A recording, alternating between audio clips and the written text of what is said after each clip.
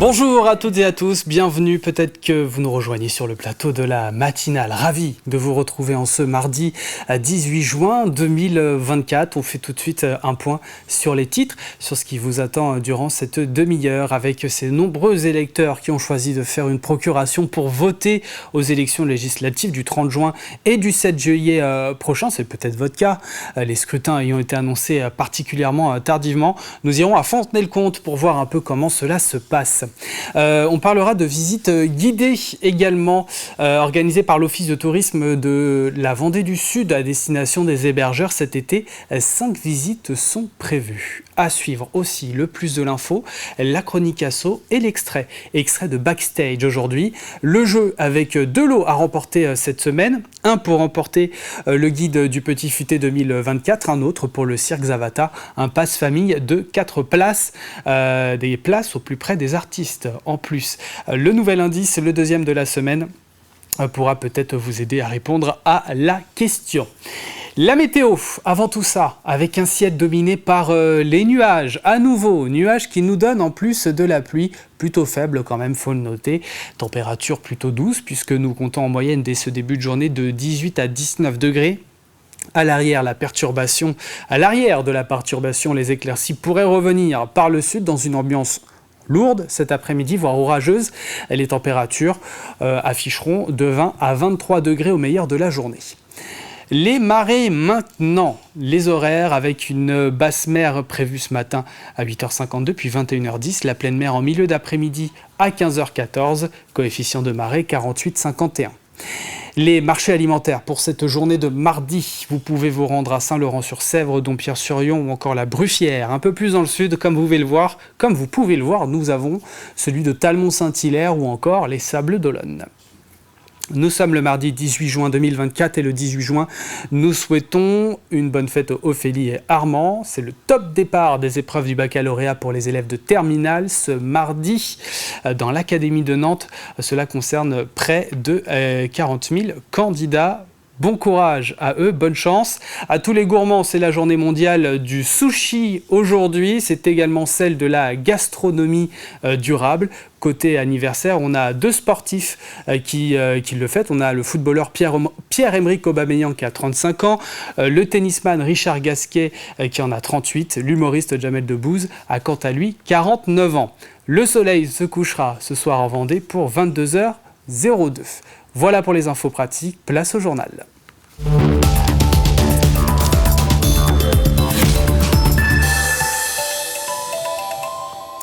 Faire des élections législatives anticipées à la hâte alors que commencent les vacances d'été, cela demande de l'organisation pour les mairies. On l'a vu hier, mais aussi pour les votants. Les Vendéens, comme tous les Français, ont l'air bien décidés à voter.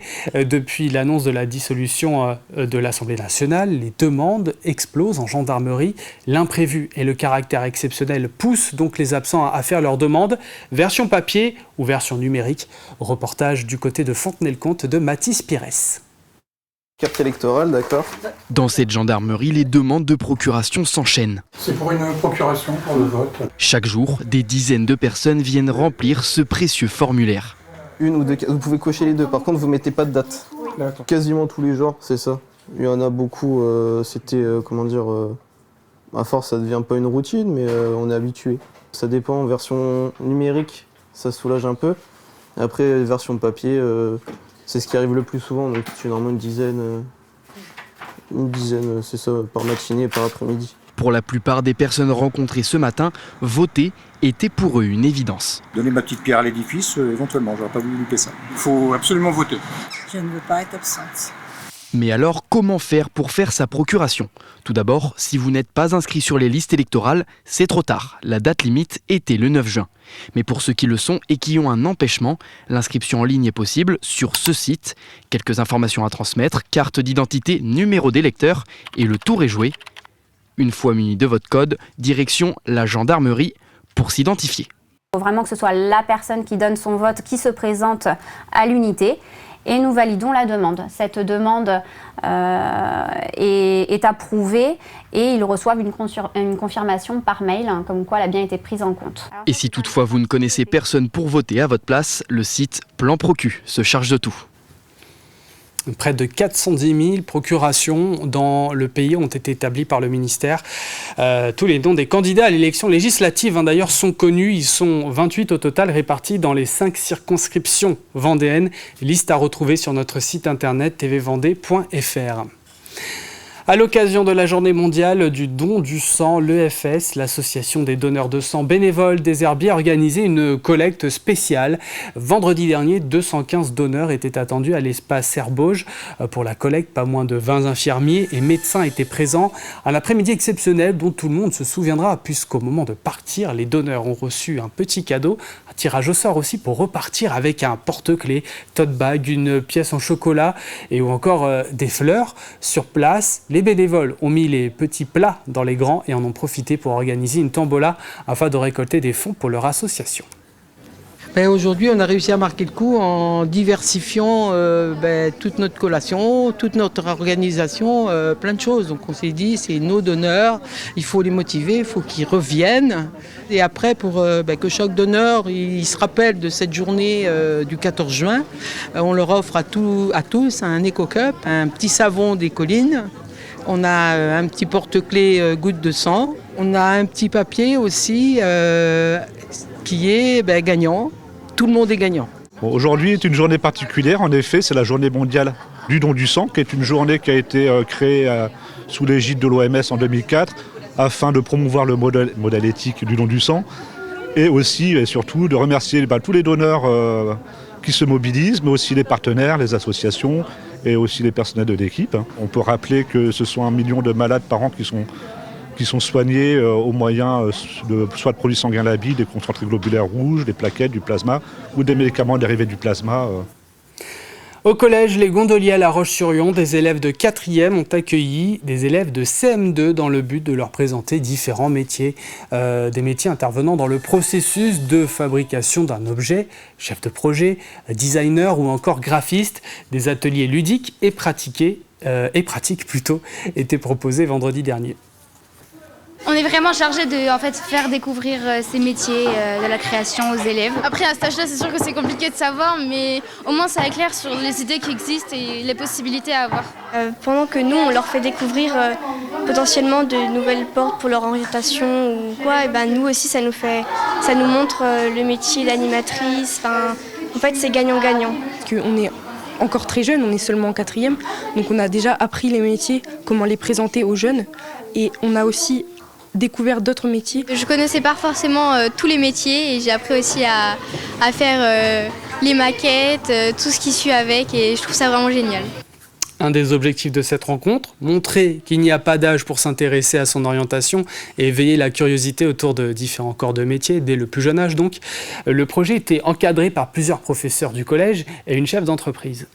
L'idée, c'est vraiment de pouvoir éveiller la curiosité, de se dire, de pouvoir répondre, peut-être pas immédiatement à cette question, qu'est-ce que tu veux faire plus tard ? Parce qu'on ne sait pas encore qu'est-ce que les métiers de 2030 donneront. En tout cas, on peut se dire, je suis peut-être doué à ceci, ou j'ai moins envie de faire cela. Et voilà, et si on peut éveiller cette curiosité dès le plus jeune âge, c'est idéal. Une visite guidée organisée par l'Office de tourisme de la Vendée du Sud. Ont été conviés les hébergeurs du sud du département, les hébergeurs, les meilleurs ambassadeurs des destinations touristiques pour l'Office de tourisme. Ces derniers proposent d'ailleurs 5 visites cet été contre 3 auparavant. Luçon et maintenant Mareuil. Le but, faire découvrir la richesse et la diversité du patrimoine. Reportage de Grégoire de Châtillon. C'est un petit peu le cœur du propos de cette visite, c'est de montrer que Luçon est une ville riche d'histoire, riche d'un patrimoine. Guidé par l'historienne Pauline Retailleau, ce groupe part à la découverte ou la redécouverte de Luçon. Une visite de la ville qui démarre par l'incontournable cathédrale Notre-Dame de l'Assomption. C'est l'évêché de Vendée finalement. Alors c'est le cas depuis 1317. Bon, je l'ai bien sûr visité cette cathédrale, mais je n'en connaissais pas l'histoire. C'est très important pour moi, mais je pense aussi pour les autres. Les autres, ce sont les touristes, des touristes hébergés sur ce territoire du sud de la Vendée et qui ne soupçonnent pas que la ville recèle autant d'intérêt, à l'image de ce cloître qui relie la cathédrale à l'évêché. Et il va demander, c'est assez surprenant parce que des cloîtres en pleine ville, on n'a pas forcément énormément. Et là, d'avoir cet espace qui est vraiment un espace public, on peut venir avec son bouquin, etc. C'est quand même très agréable. Une guide conférencière, elle amène des éléments d'histoire, de compréhension, donc on ne va plus regarder pareil. Direction maintenant le quartier du Bourgneuf pour ce groupe qui rassemble des hébergeurs touristiques. C'est toujours intéressant, on apprend plein de choses et puis on peut faire la publicité derrière, quoi. C'est notre rôle d'hébergeur. Alors les hébergeurs, ce sont les ambassadeurs de l'Office de tourisme et les ambassadeurs du tourisme. Donc on a, nous, tout intérêt à nous appuyer sur eux. Ils sont demandeurs, on est demandeurs. Donc c'est vrai que les inviter régulièrement quand on a des nouvelles prestations ou rencontrer des nouveaux sites, c'est vraiment eux qui rencontrent les touristes et qui peuvent en parler directement. Donc c'est vraiment les ambassadeurs du territoire. La visite se poursuit au jardin du Maine, le poumon vert de Luçon, cité parmi les plus beaux jardins de France. C'est magique et il y a toute une partie qui n'a pas changé, que moi j'ai connue il y a presque 70 ans, donc qui n'a pas changé, c'est extraordinaire. Ce qui est extraordinaire aussi, c'est cet ancien château d'eau de style art décoratif. L'édifice, construit en 1912, est classé monument historique. Et c'est un des premiers bâtiments qu'on connaisse qui soit construit en béton armé. Luçon, les incontournables, une visite de la ville ouverte également à tous les vendredis à partir du 5 juillet et jusqu'au 13 septembre prochain. Dans le cadre du contrat local d'éducation artistique, 150 élèves du pays de Saint-Gilles-Croix-de-Vie ont participé à la réalisation d'un atlas de la flore dunaire. Ce projet a été mené avec le soutien d'une artiste en résidence, Dany Steve, spécialiste en illustration et multimédia. Les objectifs étaient nombreux pour les élèves, comme la sensibilisation à la protection et à la conservation du patrimoine naturel local ou encore la découverte du processus de fabrication d'un livre, un ouvrage édité à 400 exemplaires. Grâce à l'artiste et à sa pratique artistique, les enfants ont donc découvert l'art de la gravure et se sont concentrés sur les plantes dunaires du territoire, des sites classés de notre territoire, qui est aussi une compétence de l'agglomération, et ont réalisé donc un atlas de la flore dunaire, donc autour de 36 plantes. Donc ils ont illustré ces 36 plantes en compagnie de l'artiste et avec l'artiste, et cela a donné lieu à une édition donc d'art. Donc cet ouvrage sera édité à 400 exemplaires qui seront donc au bénéfice des scolaires qui ont participé au territoire, mais aussi de nos partenaires. Et puis, allons maintenant dans la commune du Tablier. L'association Les Rendez-vous de la Grange appelle les habitants à créer leur épouvantail. On les voit fleurir un peu partout dans les rues de la commune, l'occasion de colorer et animer le village. D'ici quelques semaines, l'ensemble de ces créations seront rassemblées et exposées tous ensemble près du café de la Taverne de Gargantua. L'association espère renouveler l'opération qui est un succès avec une vingtaine d'épouvantails créés par les habitants dès l'année prochaine. C'est un habitant qui a eu l'idée, qui a vu ça à l'étranger, au Canada plus particulièrement, en Nouvelle-Écosse, et qui a trouvé que c'était gai, c'était sympathique, ça permettait de créer du lien aussi entre les habitants, puisqu'il y a quand même un certain nombre d'épouvantails qui ont été réalisés, co-réalisés par des voisins. Donc voilà, ils se sont mis ensemble pour réaliser leur épouvantail, donc c'est plutôt sympa. Et puis ça fait parler les gens, ça fait de la couleur dans la commune au printemps. Un printemps plutôt pluvieux, donc c'est pas désagréable d'avoir effectivement un petit peu de couleur, un petit peu de joie. Il y avait des thèmes, hein, l'épouvantail devait porter un tablier, parce qu'on est au tablier, c'était pas très original, mais pour une première, on s'est dit que bon, pourquoi pas. Et puis voilà, ça devait être surtout réalisé avec de la récup. Et voilà pour l'essentiel de l'actualité près de chez vous. Passons tout de suite aux prévisions météo détaillées du jour avec un ciel dominé par les nuages à nouveau. Nuages qui nous donnent en plus de la pluie dès ce début de journée. Température douce puisque nous comptons 18 degrés à Pouzauges, les Épaisses, La Roche-sur-Yon, Montaigu-Vendée, les Herbiers, au Sable d'Olonne. Également 19 dans les rues de Luçon, Jars-sur-Mer, Sallertaine et pour l'Île-Dieu. À l'arrière de la perturbation, les éclaircies pourraient revenir par le sud dans une ambiance lourde cet après-midi et quand même, il faut le dire, plutôt orageuse. Les températures seront douces et de saison. Au plus doux, il fera de 20 à 23 degrés. Demain, ça pourrait tourner à l'orage avec un thermomètre en hausse. Le temps devrait s'améliorer à partir de dimanche. En tout cas, on verra une bonne signification, une bonne amélioration donc à partir de dimanche ou peut-être même lundi. Nous entrons dans la deuxième partie de cette édition. À suivre dans quelques instants la chronique asso, coup de projecteur sur Transversal. Il y aura également le passage du prochain numéro de Backstage, le jeu avec son deuxième indice. Mais avant, c'est le moment de retrouver le plus de l'info.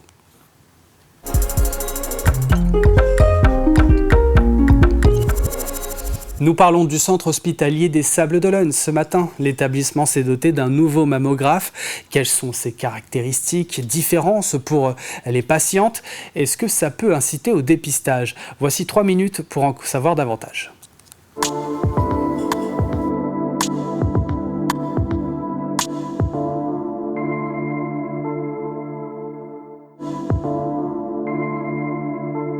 On a bénéficié d'une nouvelle technologie avec un appareil beaucoup plus performant, toujours à large balayage, mais avec une tomosynthèse, avec un temps d'acquisition divisé par 4. C'est-à-dire que les patientes sont comprimées 4 fois moins longtemps qu'avant.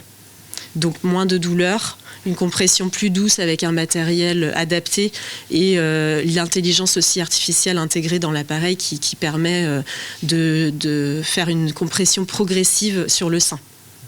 Donc une expérience patient améliorée. Il y a un gain de temps qui nous permet en mammographie en fait, de se consacrer pleinement à l'accueil de la patiente, à sa prise en charge dans sa globalité, parce que c'est un examen anxiogène. Donc les manipulateurs ont besoin de prendre le temps avec les patientes pour rendre cet examen moins anxiogène, avoir une meilleure coopération de la patiente pour un bon positionnement et une qualité d'image optimale pour le radiologue après pour interpréter. Il y a une deuxième innovation technologique dans ce tube à rayon X en fait, de ce mammographe qui est un foyer flottant.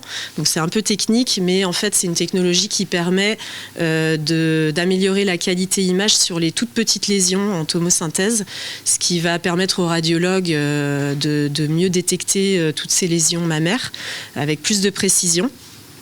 Et on a aussi un workflow, ce qu'on appelle le workflow en imagerie, c'est le déroulement de l'examen, de la prise en charge du patient jusqu'à la transmission des résultats. Donc ça inclut la réalisation par le manipulateur et l'interprétation des images par le radiologue, qui va être aussi beaucoup plus fluide, améliorée avec beaucoup d'innovations technologiques, informatiques, des remontées d'antériorité de clichés qui nous permettent de comparer les examens avec les examens antérieurs plus rapidement.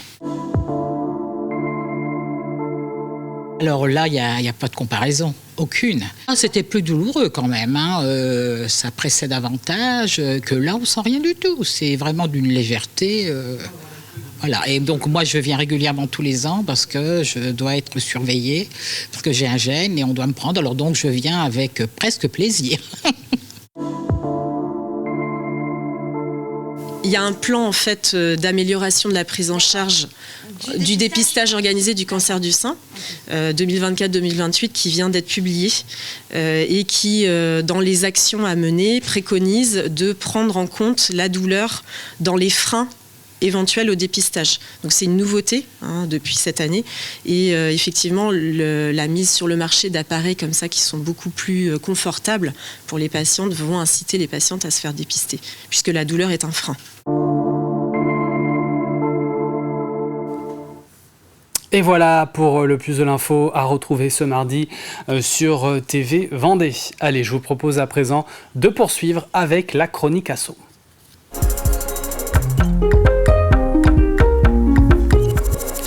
Et nous retrouvons donc Mathis Pires. Notre journaliste a pu s'entretenir avec Antoine Caquelin, artiste plasticien, et Vianney Riffaut, médiateur culturel de l'association Transversal, avec comme actualité notamment une exposition intitulée Cofilante. Bonjour à toutes et à tous, bienvenue dans cette nouvelle chronique asso. Aujourd'hui, je suis allé à la rencontre de l'association Transversal. Elle gère le lieu L'Agaterie à La Roche-sur-Yon. Et qui de mieux que vous, Vianney, pour me présenter cette association? Du coup, la Gâterie, c'est un lieu qui diffuse et qui promeut l'art contemporain sous toutes ses formes à La Roche-sur-Yon. Et qu'est-ce que vous faites en fait au sein de cette association? Donc au sein de cette association, du coup on va faire 5 expositions par an, une résidence artistique, 2 festivals, un autour de la micro-édition, un autour du son et de la musique expérimentale. Après il y a des performances, du cinéma, des concerts, enfin c'est très varié autour de l'art contemporain. Et justement, une de vos actualités, c'est que vous avez actuellement une exposition qui est en cours autour du café. Et maintenant, on va aller découvrir cette exposition avec Antoine. Venez avec moi. Et me voilà maintenant au sein de l'exposition avec Antoine, l'artiste. C'est vous qui avez conçu cette exposition. Alors justement, présentez-la moi. Donc cette exposition s'intitule Coffeeland. Elle dure jusqu'au 13 juillet à la Gâterie. Et donc c'est une exposition qui va s'inspirer de la salle de pause et de la pause café comme d'un espace sociologique et esthétique avec plusieurs œuvres qui vont être fabriquées avec plusieurs techniques différentes, notamment du dessin à partir de café, comme vous pouvez voir derrière nous, mais aussi de la vidéo, de la sculpture, il y a aussi de la gravure sur verre, de la pyrogravure sur bois, et c'est vraiment plusieurs éléments comme ça qui vont parler de cette salle de pause comme un espace de sociabilisation, d'échange entre les personnes sur fond de milieu du travail un petit peu. Donc j'ai postulé l'année dernière parce qu'ici à la Gâterie, en fait, c'est un appel à candidature qui permet de composer chaque année la programmation. Et donc j'ai postulé il y a 1 an avec cette envie, cette idée de parler du travail, mais parler plutôt du non-travail, ce moment où l'esprit se déconnecte et où on est un peu en dehors du travail. Et donc j'ai eu 1 an pour composer l'exposition.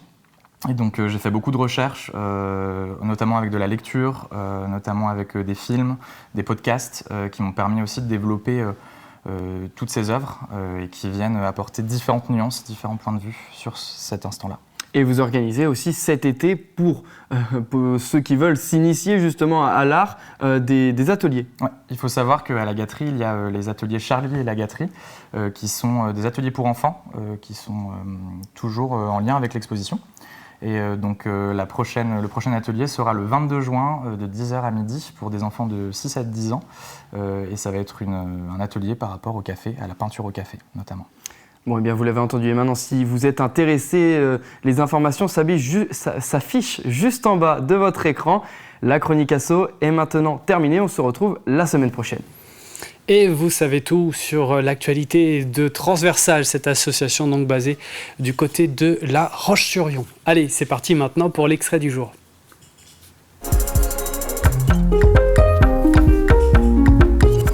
L'extrait, c'est celui de Backstage, à voir les mardis sur notre chaîne. Nous parlons du premier album de Tristan Hawk, qui est l'invité de ce numéro. Il nous présente son album éponyme. Qu'est-ce que ça te fait, Tristan, de vivre cet instant, de vivre ta première télévision? Bah, c'est génial. Je suis vraiment content d'être là et puis de pouvoir partager de plus en plus avec les gens, mon projet en tout cas. Ton projet qui avance plutôt bien. Avant de parler de cet album, à quel moment tu as commencé la musique? J'ai commencé la musique à 8 ans, par le ukulélé, puis après j'ai enchaîné avec la guitare à 9 ans parce que c'était ce que je voulais faire. Ouais, le chant à quel âge? 12-13 ans. D'accord, donc tu as commencé par la musique, puis le chant. Il y a quelqu'un dans ta famille qui fait un instrument, non? Je suis le seul musicien. D'accord. Mais ils sont tous fans de musique, alors c'est ça qui m'a donné envie. Pourquoi la musique alors, du coup, toi, parce que je suis tombé un peu dedans. Petit, j'écoutais des albums que ma mère mettait. Elle mettait plein d'artistes, Sting, Phil Collins, Muse, Queen et tout, enfin plein de super artistes. Et ça m'a vraiment parlé et du coup j'ai eu envie de faire la musique après. Pourtant, dans ton parcours, tu es parti vers des études de biologie. Oui. C'est surprenant. J'ai toujours été un peu curieux aussi. Donc je voulais entre guillemets m'assurer les arrières. Donc j'ai fait un peu des études et j'ai eu un diplôme de technicien de laboratoire. Mais après j'ai vite vu que c'était plus la musique que je voulais reprendre. Et aujourd'hui tu souhaites vivre pleinement de cette passion, de cette musique, avec ce style de prédilection. D'ailleurs, tu avais tout de suite cette attirance vers le folk? J'étais plus pop au début que folk, parce que je voulais être accessible et en même temps me laisser créer ce que j'avais envie. Et très vite, j'ai eu une attirance vers la folk, parce que vu que j'écoute 99% de musique anglo-saxonne, je suis vite tombé sur de la folk. La folk, c'est un peu Sheeran, j'écoutais déjà Tracy Chapman un peu, plein d'artistes, Bob Dylan, Neil Young, tous ces artistes-là, et ça m'a parlé encore plus quand j'étais adolescent. Et du coup, j'avais envie de m'y mettre dedans aussi. Ce numéro est à retrouver dans son intégralité, donc aujourd'hui sur TV Vendée. Allez, il est temps de passer au jeu maintenant.